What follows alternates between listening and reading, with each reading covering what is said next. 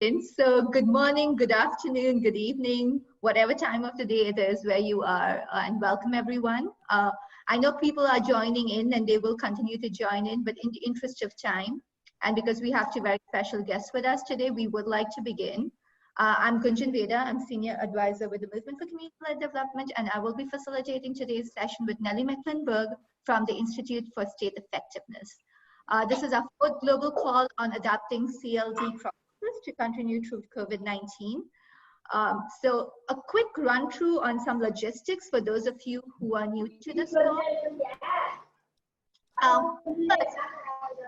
Yes, muted. Unless you are a speaker, because there are a lot of us on these calls and sometimes it gets really distracting for speakers. You will all see a mute button towards the bottom of your screen. Bottom left of your screen, if I'm not mistaken. You will also see a chat box icon. That's your best friend throughout this call. These calls are designed as brainstorms and they're designed as exercises on collaborative thinking. So we definitely want to hear from you. Any idea, any comment, any thought, any question that pops up as you're listening to people, or the discussions are very valuable. We've had some really interesting discussions in the chat window. So please continue to put in any comments, questions, ideas as they come into the chat window, and we'll make sure that people listen to them and hear them. Also, there is a button called participants. If you click on that, you will be able to raise your hand. So again, if you want to speak, raise your hand. Or that is also the place we recognize the fact that many people on these calls English is not their first language, and we could be going too fast. So if you want us to go faster or slower, that's the place where you have a button to let us know, and we will pace ourselves as we do that. And because it's always wonderful to know who's in the room with you, so please use the chat box to tell us your name, where you're coming from, organization and location, so that we can get to know each other. We unfortunately don't have time to actually do formal introductions with everyone, but put it in the chat box, please.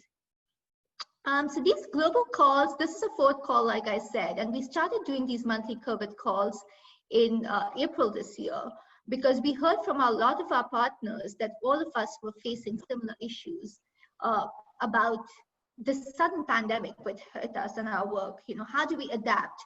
How do we prepare ourselves? What does this mean for our programming? There was a need to learn together and to learn with each other and from each other. And that's how these calls have been designed.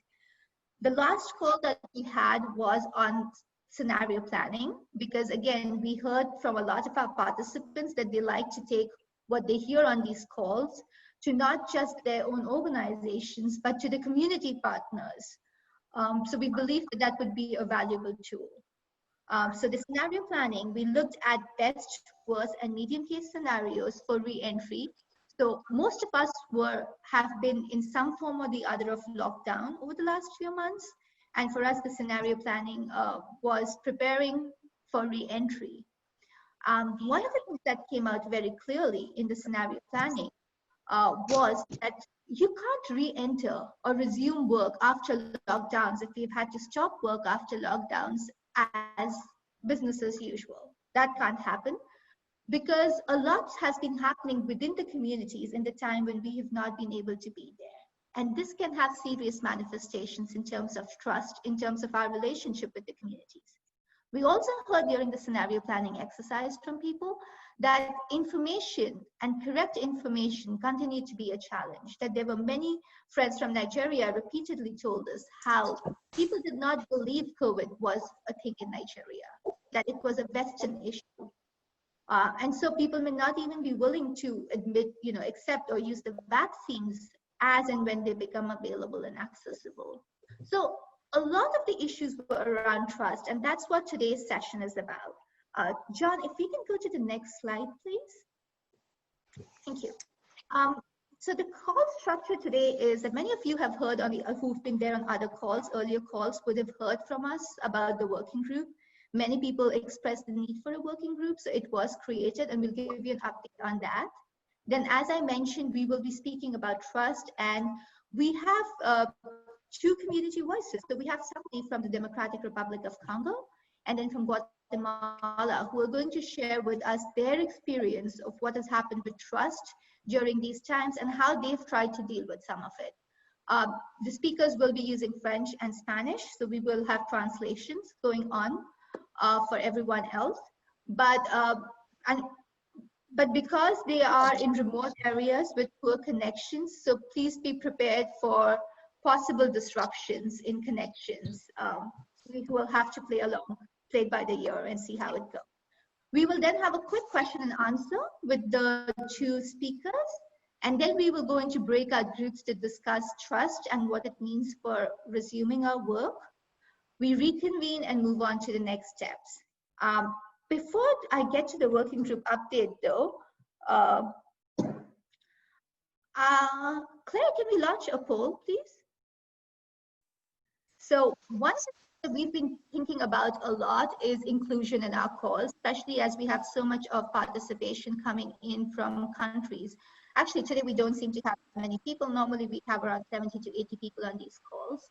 And we've been discussing the idea of how do we include people for whom English is not the first language. So one way we thought about was that we do breakout groups, and one of the breakout groups could be multilingual or could be in another language. Let us know what you think. The poll will be on, but we're going to move forward to the working group updates while you put your votes in. John, can we go to the next screen, please? Perfect, thank you. So in the previous calls, more than 80% people expressed the desire to actually have a working group. And so we did create a working group. The TOR for the working group was again co-created by all the people in the various calls, as well as some people who were very keen on it. And you can see the TOR chair, Claire is going to post the link into the chat window for everyone.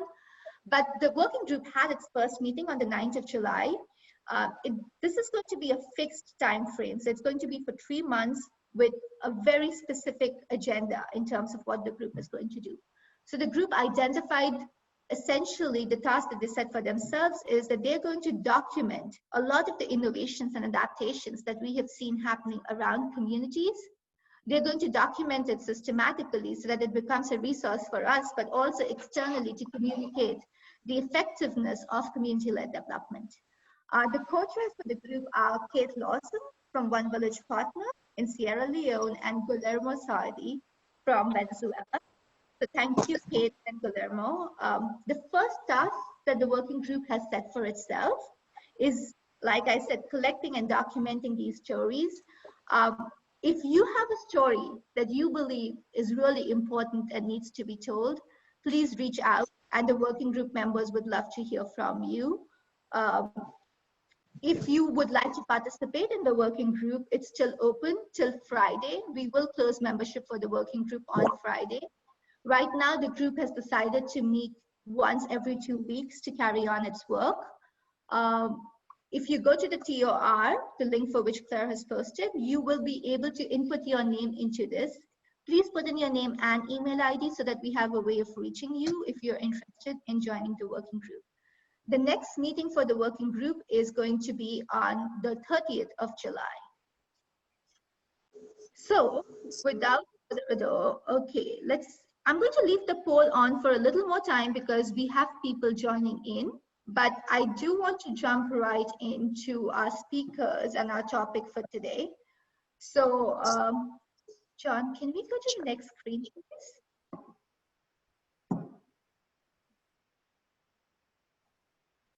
Thank you so much. So like I said, we are very lucky. We have 2 speakers today coming from different parts, very remote areas, but we wanted to see what is happening with trust in the communities, and we wanted to go as close to the communities as possible. So FOPAC South Kivu is a Congolese federation of smallholder farmer grassroots organizations, and it serves 80,000 farmers, mostly women, in 7 to 8 territories, in 7 of the 8 territories in the South Kivu province. They reach really remote communities where most NGOs are not able to go. Jean-Marie Ruhanumarindi is a certified agroecologist who delivers training in agriculture, best practices, agroecology, agribusiness, and social sensitization. He and his partner provide overall facilitation for community-led development. So he's going to speak to us in French, and Melinda Bernard, who is based out of Paris with the Hunger Project, is going to do the translation for us. Like I said, expect disruptions. The connection in Congo is really bad, so we ask for your patience. Melinda, over to you and Jean-Marie. Ok, donc Jean-Marie, est-ce que vous êtes là? Oui, appuyez sur... Oui.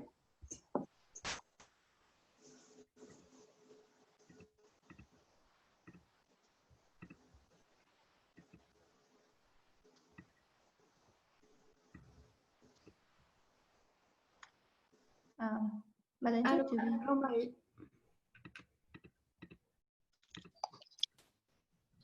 Allô, est-ce que vous m'écoutez?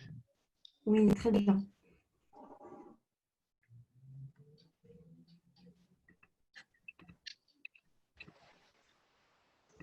Melinda, est-ce que vous m'écoutez? Oui, très bien, on vous entend. Je peux commencer? Oui, bien sûr, allez-y. Ah oui, bonjour à tout le monde.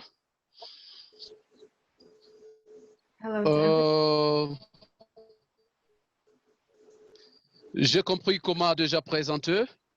Je voudrais passer directement à ma présentation de cette journée que j'ai synthétisée en 4 points importants. I will proceed directly to my presentation today, which consists of 4 points. Le premier point, je parle un tout petit peu de la FOPAC avec la présentation de la situation de Renena.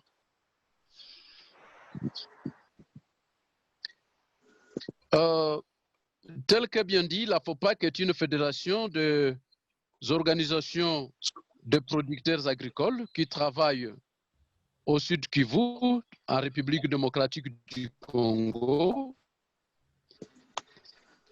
et qui regorge actuellement 80 000 membres, qui se soucient aussi de travailler avec les communautés, surtout délaissées par les ONG suite à leur impraticabilité ou soit à leur distance très éloignée donc de l'accessibilité.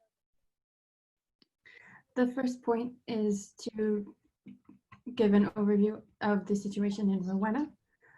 FOPAC as well. FOPAC is an organization of small farmers based in South Kivu. FOPAC works with a number of members. I think he said 4,200, but I'm not positive.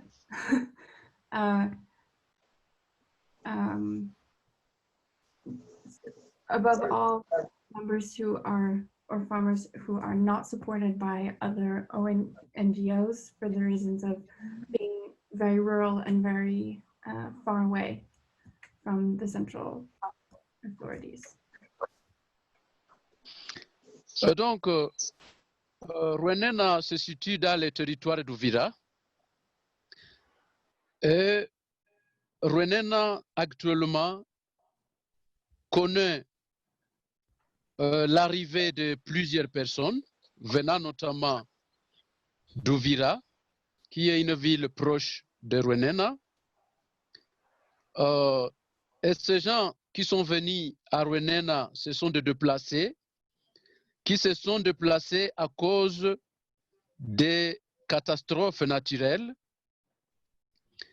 C'est qu'il y a eu inondation, où il y a eu alors débordement de la rivière Ruzizi, du lac Tanganyika aussi, qui ont fait beaucoup de dégâts dans la ville d'Uvira et qui a fait qu'il y ait des déplacés qui ont quitté Uvira vers Renena.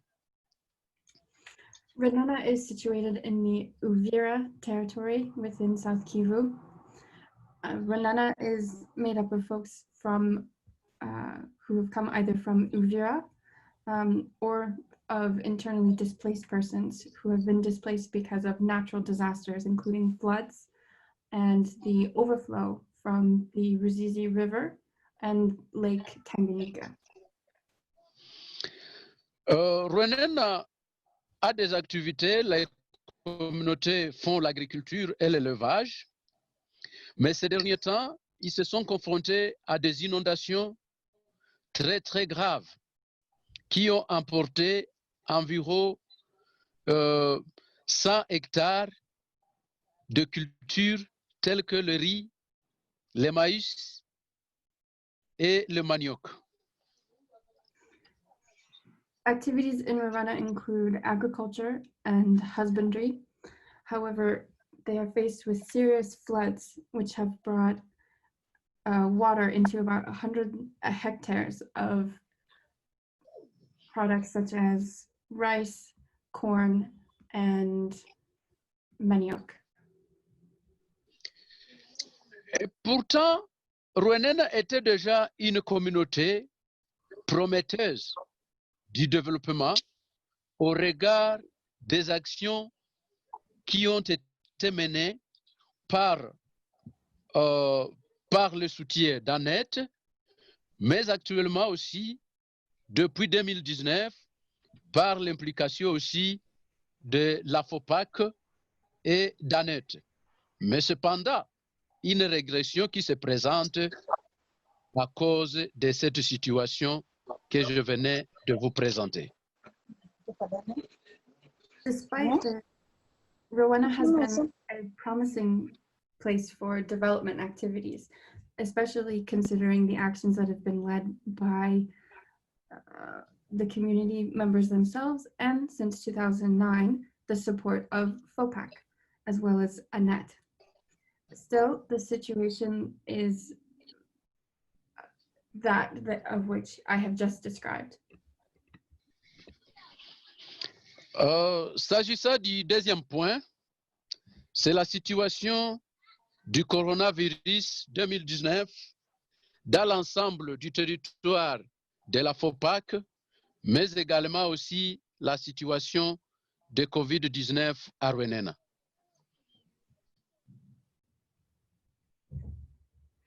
The second point is concerning the COVID-19 situation throughout the territory of FOPAC, as well as in Ravenna. Au niveau de la FOPAC, FOPAC travaille dans ce territoire sur 8 qui constitue la province du Sud Kivu. Mais on a eu des cas de coronavirus dans 4 territoires et ces cas sont élevés actuellement à 79 cas confirmés au niveau des territoires. Mais à Renana, jusque-là, il n'y a pas de cas confirmés ni de cas suspects. FOPAC works in 7 of the 8 territories in South Kivu, and there have been confirmed cases of COVID in 4. There have been a total of 79 cases in the territories. However, none confirmed nor suspected cases exist in Ravenna. Au niveau de la province, actuellement, on a 274 cas confirmés. Ça, c'est au niveau de toute la province du Sud Kivu. C'est 274 cas confirmés, parmi lesquels il y a déjà eu 44 décès. Mais au niveau de Renana, nous avons été très précoces, très rapides à faire la sensibilisation, et ce qui fait que jusqu'à aujourd'hui, il n'y a pas ni cas probable, ni cas d'infection. In the whole of South Kivu province, there have been 274 cases of COVID and 44 deaths. However, in Renana, their response has been fast and careful, especially with sensitization. which has resulted in no cases and no suspected cases. Qu'est-ce que nous avons fait à Ruenena? Pour ce qui concerne la COVID-19, nous avons commencé par la sensibilisation et l'information sur la COVID-19. Et nous avons contacté toutes les couches de la population, notamment les chefs locaux, les chefs religieux, les représentants de mamans, les représentants de jeunes et d'autres personnes influentes au niveau de la communauté. Nous les avons d'abord réunis et les informés de méfaits négatifs de la COVID-19. So what did we do in Renana? Starting with sensitization and information on COVID-19, we contacted all levels of society. We brought together local leaders, religious leaders, mothers groups, youth groups, and other influential members of the community to inform them of COVID-19 and spread awareness. Et ensuite, nous faisons aussi la conscientisation. La conscientisation nous permet de savoir quel est le nombre de personnes qui a accepté et qui adhèrent à la méthode, qui adhèrent aux techniques, qui adhèrent aux gestes barrières qui sont définis pour lutter contre la COVID-19. Ça nous permet également aussi de savoir quelles sont les personnes qui sont encore réticentes pour que nous puissions avoir la possibilité de développer un autre mécanisme de les convaincre. We also preached conscientiousness. This allowed us to identify the number of people who accepted and adhered to preventative measures that resist COVID-19.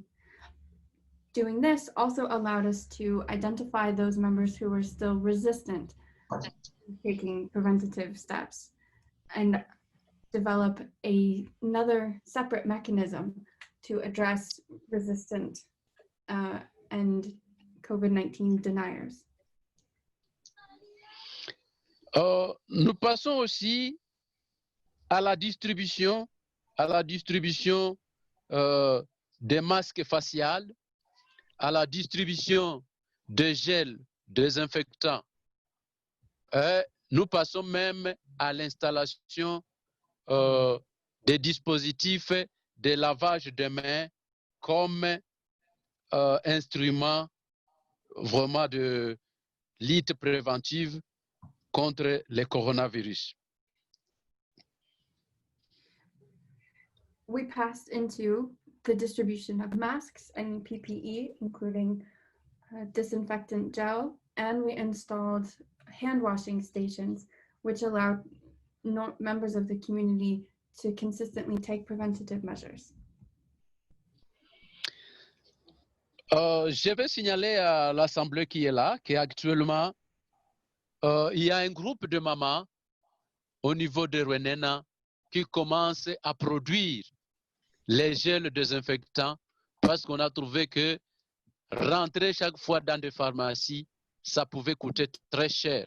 Mais on a fait une distillerie qui permet à ce qu'on puisse avoir un liquide de gel alcoolisé qui permet de faire la désinfection de mains. I'd like to note for everybody listening here that there are currently a group of mothers who are producing their own disinfectant gel, sanitizing gel. We did this because it is often very expensive to go to pharmacies and purchase gel each time. And so we've assembled and installed a distillery to produce their own.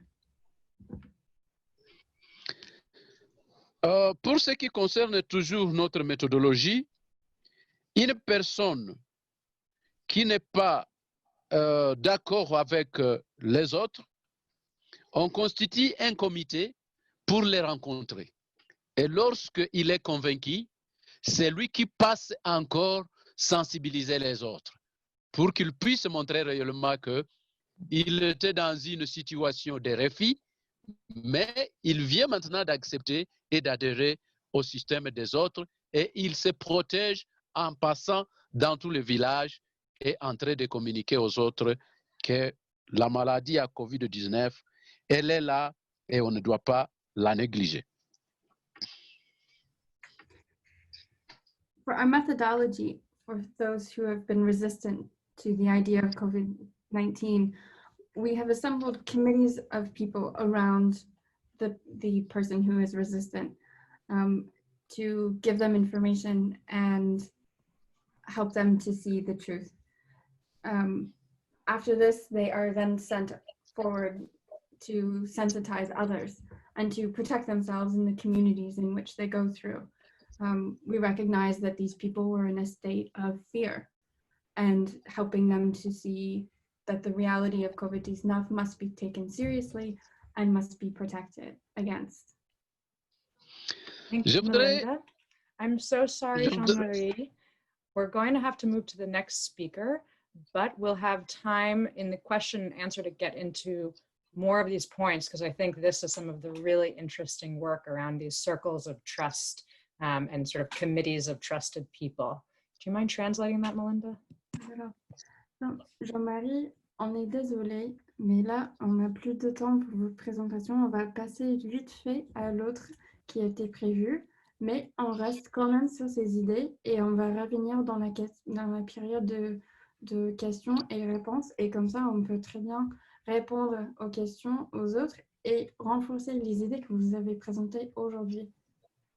But if there's anything he'd like to say for the last 30 seconds to close before then, please do. Vous avez quand même quelques secondes si vous voulez clôturer sur des idées que vous avez pas. Merci beaucoup. Je voudrais clôturer en disant que Rouenena est une communauté là où la communication ne passe pas. Il faut faire 1 heure ou 2 heures et les gens vont sur des collines pour qu'on s'appelle. Également, comme conséquence de la Covid-19, c'est que les frontières sont fermées. Il y a vraiment, l'économie est très en baisse et les gens manquent même à manger. Mais quand même, on est sûr qu'une fois déconfiné, on peut aller en avant. Merci beaucoup. Merci, Jean-Marie. I would like to close by saying that Renana is a place where communication simply does not exist. It's an uphill battle for those who are trying to do this work. The consequences of this is that, the borders are closed.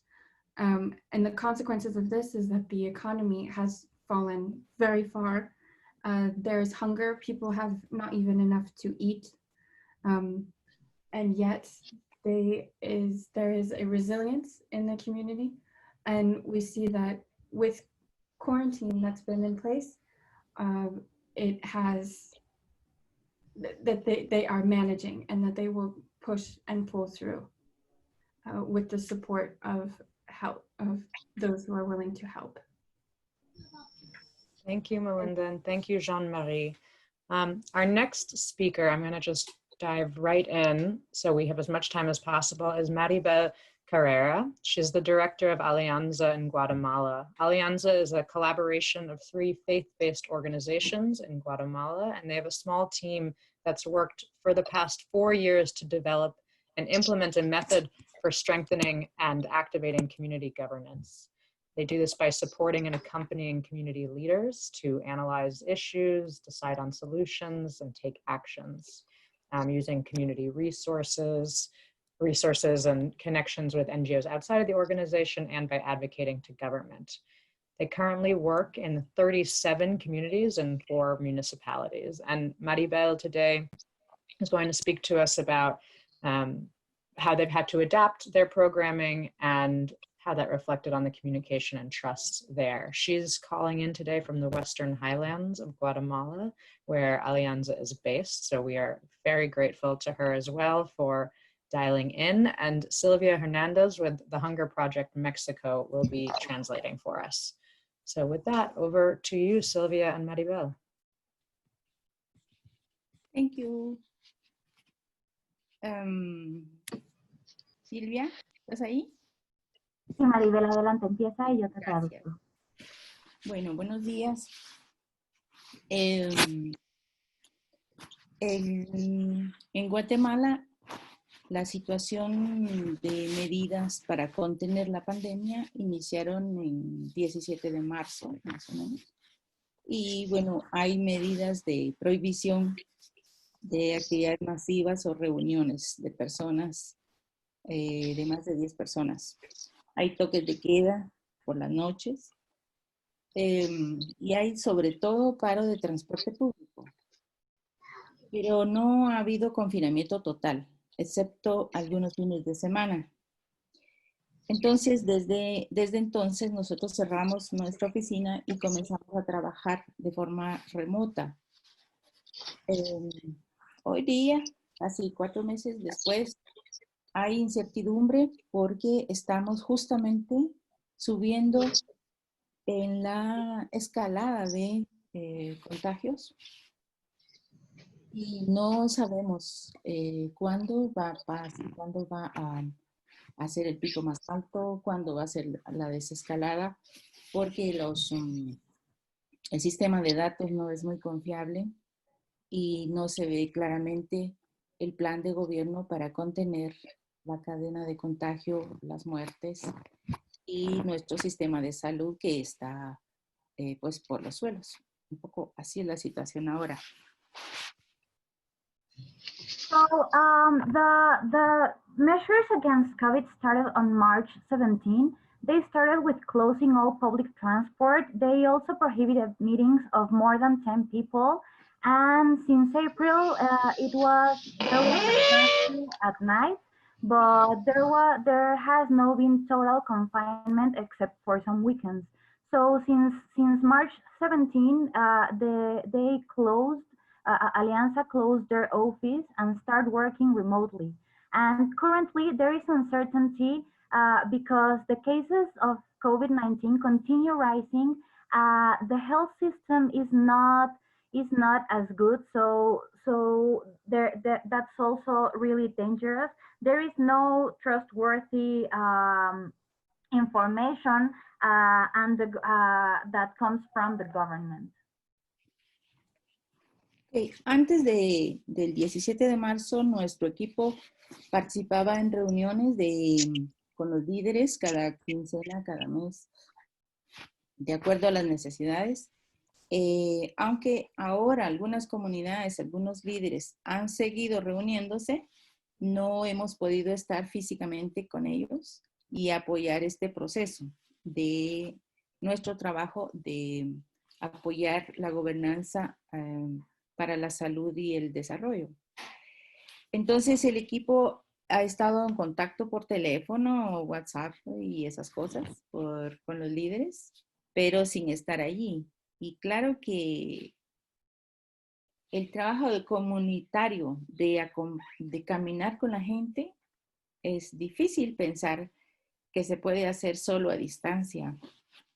¿Verdad? Es poco probable que podamos captar la dinámica de una comunidad si estamos en comunicación solamente por medios virtuales.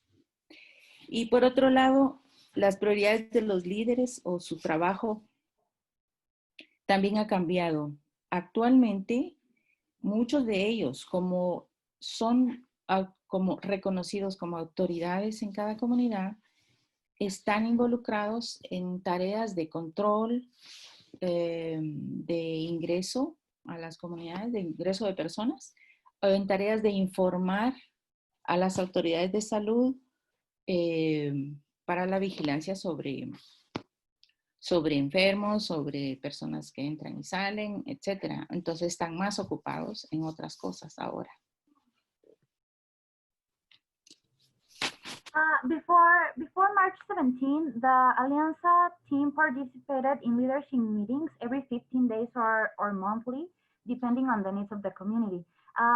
Although some of these communities have continued to meet without the presence of Alianza, they have not been able to be physically present and support the dialogues and the processes of these meetings. So Alianza has been in contact with these leaders by phone and WhatsApp and all the means they have to do it. But there is also a challenge because it's not the same having these conversations and accompanying governance about health and development when they are far apart.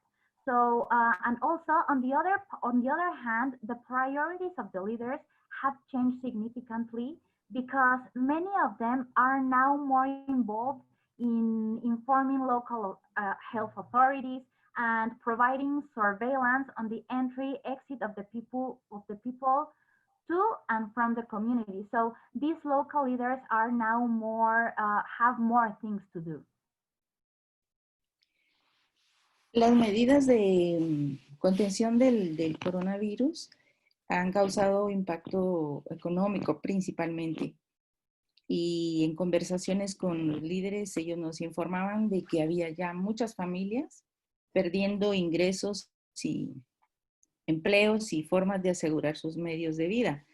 Así que comenzamos a explorar con ellos qué es lo que sería útil y cómo podríamos buscar quién podría apoyar en asistencia humanitaria. Ellos identificaron la ayuda alimentaria y las cuestiones de higiene como las cosas más necesarias, ¿verdad? Mascarillas, jabón, pero sobre todo alimentos. Y aunque nosotros no somos una organización humanitaria, ni mucho menos, pensamos que pues teníamos que estar allí, teníamos que buscar la manera de apoyar esta prioridad en ese momento, porque el apoyo del gobierno y de las organizaciones humanitarias todavía no había llegado. Es hasta ahora que está llegando, empezando a llegar. Entonces identificamos fondos y luego trabajamos con ellos para identificar las familias quién podría recibir el apoyo. Después vimos que esto también podía ser una oportunidad de continuar fortaleciendo la gobernanza, porque esta, como ustedes saben, es una emergencia muy particular. En cualquier emergencia en el mundo, vienen las organizaciones especializadas, entran al territorio, hacen su assessment, hacen su concept note, su proyecto, son sus especialistas y empiezan a actuar. Y la comunidad generalmente es receptora, algunas veces participan más activamente. Pero esta vez no es posible hacerlo así para las organizaciones humanitarias. Para nosotros era posible basar esta ayuda en la confianza que tenemos con los líderes y las lideresas de las comunidades y en la confianza que ellos tienen en nosotros. Nosotros sabemos que podía haber errores en que la ayuda humanitaria no fuera totalmente justa, totalmente precisa, pero sí podía ser efectiva. Entonces esto fue una decisión de hacer este proceso de ayuda humanitaria con la participación muy activa de todos los líderes en todas las comunidades. Nosotros únicamente hicimos la logística de la compra de las cosas, porque aquí sí hay mercado, el mercado ha seguido funcionando, pero solo hasta la entrada del municipio, y del municipio hasta la comunidad se encargó totalmente los líderes de las comunidades. Todo esto bajo cierta estructura y ciertas normas, ¿verdad? Normas humanitarias que son normas basadas en derechos humanos, igual que nuestro trabajo. Entonces no había ningún problema en hacer compatible, digamos, esto. So, ¿Sí? sí, gracias.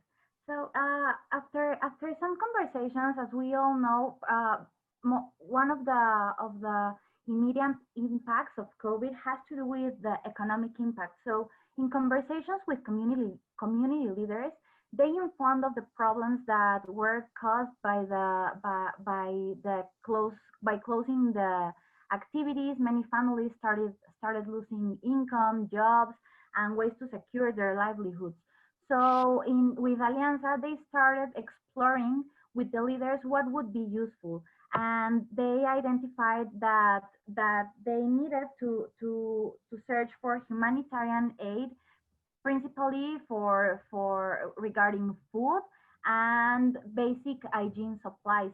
And although Alianza is not a humanitarian organization, one of their fundamental values is solidarity. So they started with, along with the community leaders, they started looking for ways to have these funds, because the humanitarian aid at the first stages in Guatemala was not getting there. It has started just right now to have this humanitarian aid. So it was, they needed to act rapidly. So, and they also saw this as an opportunity to continue strengthening community governance, because as we know, these emergencies, these things that we don't know are going to happen, can be an opportunity to see how to react. So they identified that they had to make decisions with specific structures and requirements that they have discussed, and then they and because of because the aid was not getting to all the communities, they just go to the head of the communities. The leaders were the ones that distributed all these humanitarian aid along the whole community. So they started having a really important participation within all these processes. Thank you, Sari and Sylvia. Just unfortunately, same message. We have just 30 seconds to close up, and then we'll have a quick Q&A. And thank you so much to Maribel. Maribel, tenemos nada más 30 segundos ya. Solo si quisieras decir como lo último. Ok, entonces esto fue para nosotros un ejercicio práctico de aumentar la confianza y el respeto, y al mismo tiempo estar allí. Pero para nosotros ahorita no es claro cómo vamos a continuar trabajando. Desde la distancia estamos analizándolo, pero sí nos gustaría saber también las ideas que ustedes tienen. Muchas gracias. So this has been a really great opportunity to increase confidence and respect within the community and with Alianza. And even so, but one thing that they are still analyzing is how to continue making the work with these conditions. So she is also asking all of us to if we have any ideas that we could share and we could build together to see how to continue working with these stages that are going to continue happening. Thank you. Thank you, Maribel, and thank you, Sylvia, for both of your work there. I think we're starting to hear, and obviously we need much more time, as always, from both Jean-Marie and Maribel, some of the ways that trust was really sort of at the foundation of what they were able to do in communities in DRC. We started to hear a bit about these these committees around resisting people and sort of the circles around people and how they mobilized that. And in Guatemala, how they really had to listen to the community and sort of change the kind of programming that they gave in order, and depend on sort of that relationship that existed in order to really fulfill the essence of what their work has always been, which is accompanying and listening to the communities. Very quickly, if we're going to just put up a poll while we answer a question, which is to see from all of you how much trust has been broken, obstructed, challenged, or in some cases reinforced and strengthened through COVID. So if you could do that, Claire, while we just go to these comments really quickly. We have a number of great comments and ones that we don't have time to answer now. We will make sure they're translated and sent to both speakers, and we will share the responses from everyone. But moving from the top, I think one thing to note is Edwin John commented on neighborocracy, of putting people into groups of 30 where they really know each other and can work together in Kerala, which I think is a great idea. The first question came from Diana from THP Mexico, and it was saying, how do you keep the trust of the community? So I think as a final, just one 30-second, 1-minute answer to both speakers, Melinda and Sylvia, if you can translate, what was the most important thing that their organization did to maintain the trust despite the changes and the challenges? Thanks, Nelly. I think I'll try to pass it to Jean-Marie first. Donc, Jean-Marie, on a une question pour vous sur la confiance. Et la question est, quelles sont les choses les plus importantes que FOPAC avait fait pour gagner et protéger en fait la confiance entre vous et votre organisation et les communautés? Si vous pouvez répondre dans peut-être 30 secondes ou 1 minute.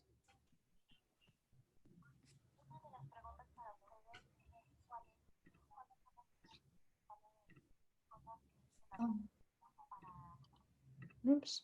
Maybe while he thinks about that, Sylvia, you can translate for Maribel.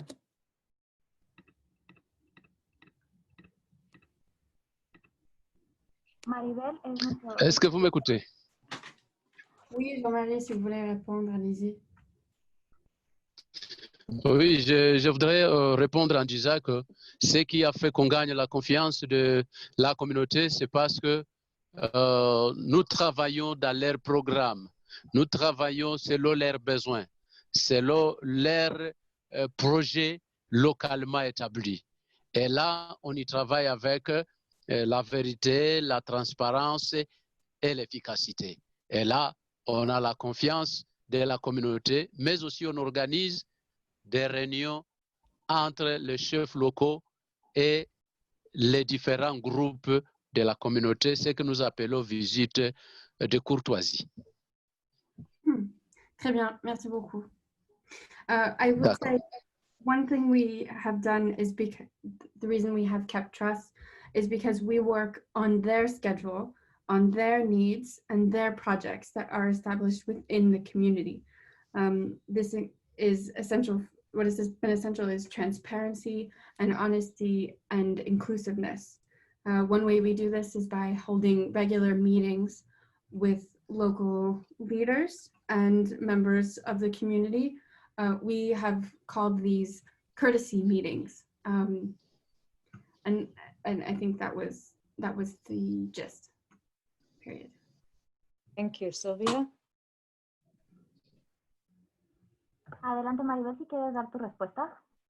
Ok. ¿Dónde estoy?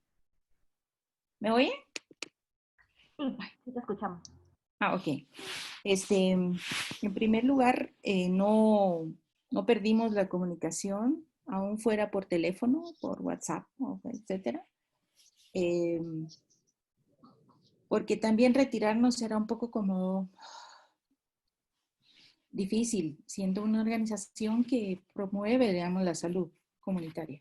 Pero en segundo lugar, lo que ayuda mucho es la confianza previa construida, y hay algunas personas del equipo que durante todo este tiempo han recibido consultas o han recibido pedidos de ayuda para resolver conflictos u otras cosas en las comunidades, asesoría, documentos.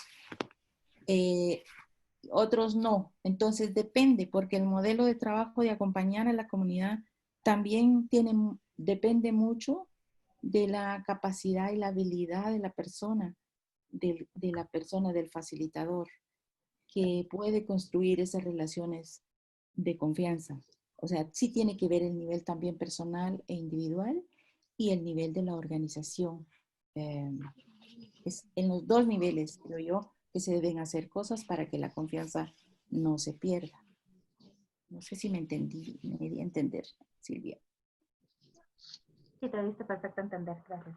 So she wants to highlight three things. The first one is that they didn't lose communication with the community. So they figure out ways to continue communicating through WhatsApp, through calls, or any other way to keep the communication. And the second thing is that the importance of previous trust that they have already built with the community, and the closeness of the staff, of members of the staff, to give assessments to the communities in specific things that were happening. And also it has to do with the ability of the facilitators to create trust in a personal way, but also as an organization. So these abilities are really important so that the community can feel connected and know that there is a backup from the organization. Thank you both.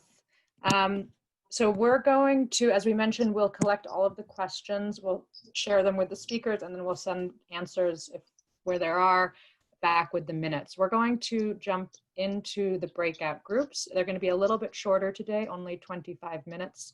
And we're going to look at some of these same questions. Interestingly, in the polls, we see that a majority of people have actually felt like the pandemic has improved the levels of trust, which I think is really amazing. And I think I would be curious to hear what some of the ways that has happened in. And I think, as Maribel and Jean-Marie said, sort of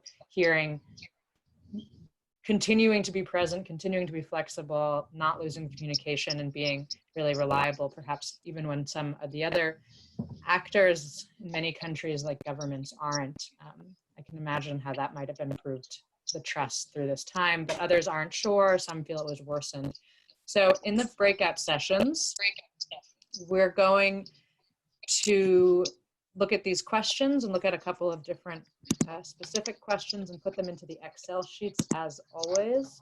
And then after 25 minutes, we'll come back, and if one person from each group can, instead of giving a summary like we normally do, just share one thing that you took away from the conversation that really struck you as the group or as an individual, and that you'd like to share. So the questions are up here, but the facilitators in each of the breakout groups will also have them. And with that, I think, Claire, you can launch us. Hi, all. Hi, Nellie. So Hi, Rebecca John. Nelson is going to share the takeaway from our group when you get to group one. Great. I think we can just dive right in. We're short on time. So group one, what's one reflection? Can everyone hear me okay? Yes. So I think that our conversation circled around the idea that pre-existing relationships are key. All of the work that we've done prior to this crisis to build a foundation of trust.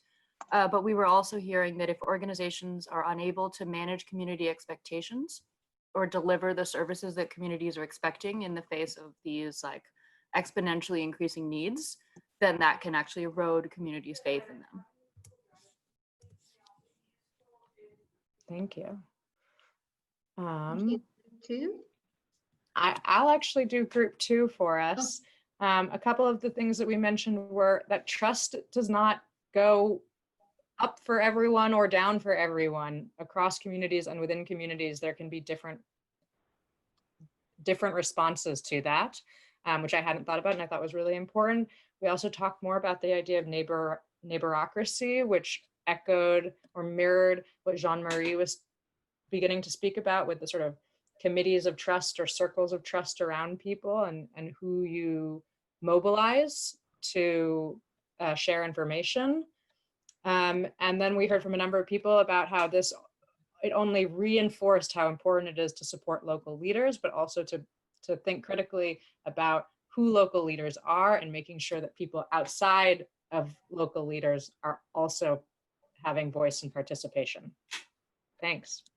Thank you, Nelly. We are going to move to group 3, but before that, I just want to say that everyone, please use this opportunity to also put in your key takeaways. It doesn't have to be a common group takeaway. You could have come up with an aha moment. So please put that into the chat window, and then we'll get to that as soon as we hear from the groups. So group 3. Hi, I think we're group 3. Felina, would you like to give a quick summary? You had so many good comments during our session. You're on mute though. What was your overall takeaway, Felina? Can you, okay, I'm gonna send you an ask to unmute. Okay, here she goes. Yes. Yeah. Okay, so in our group, there you is only have like 1 minute though, so you have to go quickly. Sorry. Improve or sustain chat or improve or sustain trust. Factors are 1, when people are involved from the very beginning of the whole process until its implementation. 2nd, they were recognized in their position. Let's say in the case of Philippines, or in the case of some other program areas of Outreach International, they were able to expand number of beneficiaries even outside the approved number of beneficiaries for a particular emergency calamity response. And then 3rd is, what else I forgot? So, and then trust, it's because of the quick response by the organization, while other organizations left them for a couple of weeks. There are organizations who responded so quickly at the very beginning of the COVID-19 pandemic. Yeah, and then active participation of the people, and then they were able to manifest or enhance their capacities, their leadership, their organization in terms of participation and in managing their own response, and responses as issue-based. And well, I already mentioned the expanded participation and beneficiaries. I think, would you like to add more, Anne? No, that was awesome. Thank you so much. Yeah, I told Felina she should write a blog.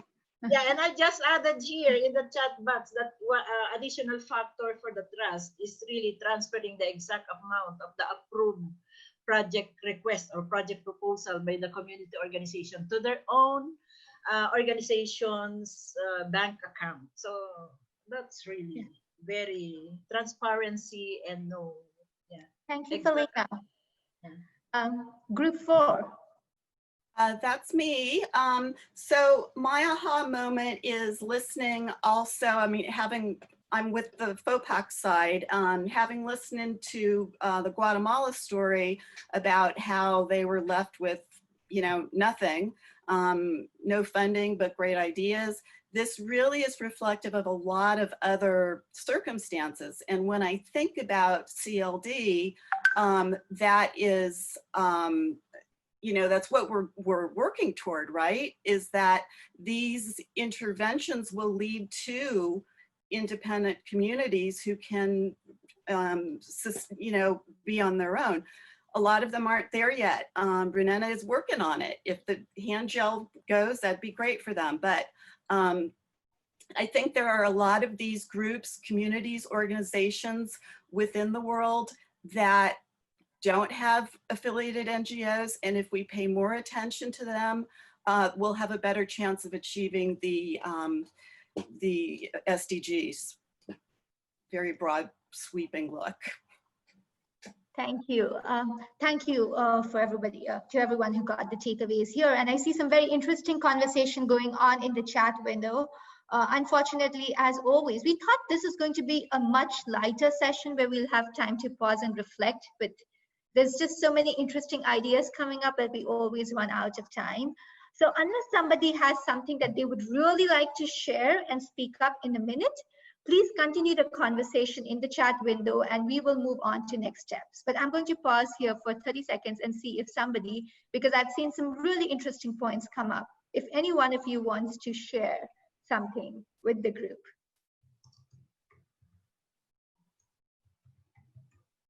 Going once, going twice. Okay, I think we'll use the chat window to continue this conversation. So please keep putting your takeaways there. It's important for us also as we process this information and share with everyone, but also as a group to think collectively. Nellie, over to you. Thank you. And John, if you don't mind putting up the final slide so we can just see the next steps.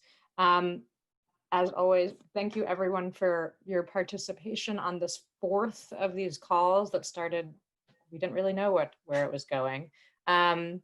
We'll have another one next month possibly, but we'll continue to check in with everyone to make sure that these are useful and a good use of your time, and something that you can take back to your organizations and the communities you work with. As always, we will send out a summary of the of the call, and as mentioned, we'll include responses to some of the questions that came up for Jean-Marie and Maribel at the beginning. I don't see the slide up, so maybe we're having some trouble there. I can probably put it up quickly if you need. Sorry.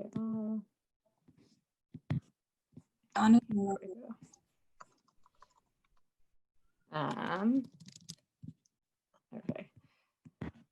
In the meantime, we had shared a reflections paper a number of weeks back, and that's going to be part of a series. So there'll be a second one that'll be drafted soon and shared with everyone so that it can be our collective document and have all of our inputs. As Gunjan mentioned, the working group has been formed. The next meeting of the working group will be next Thursday, but if you would like to join, please let us know by this Friday. You can email Gunjan, or in the tour that Claire put into the chat box, you can just add your name and email there as well. And a key last point is we did the scenario planning exercise last week. It was an abbreviated version, and one of the goals was that this might be something that you could take back and do with your colleagues and your team, and apply for COVID-19 or for anything else. So if anyone would like to learn more about what that exercise could look like, we can share how we learned to do it. We'd be very happy to do that. So just let us know, and we can find a separate time individually or with a group. And a final reminder is that if you are not on the movement's mailing list, please go to the website and you can subscribe. The link is also up here on the screen. That way you'll get updates, you'll hear about all the upcoming calls, you'll get different materials, including information about next week's monthly MCLD call, which will be with the chief executive of Oxfam GB, which I imagine is Oxfam Great Britain, talking about shifting the power in international development. And in the meantime, all of the national chapters of the movement are continuing to actively work on COVID-19. I see there's a lot of messages in the chat box, but hopefully, Gunjan, if there's anything there, I can't see it right now. Otherwise, thank you all so much. Yeah, no, the chat boxes were essentially conversations that were going on around key takeaways. As always, we will hang around for a few more minutes if anyone wants to leave any feedback, comments, chat box, or speak up now. The meeting is officially over, so this is the time when people can actually just speak up if they need to speak up about anything. Anything that you want us to focus on going forward? Do you think this is useful, not useful? Any suggestions that you may have? Open, the floor is open. And otherwise, everyone can head out for other commitments and engagements, and thank you all so much.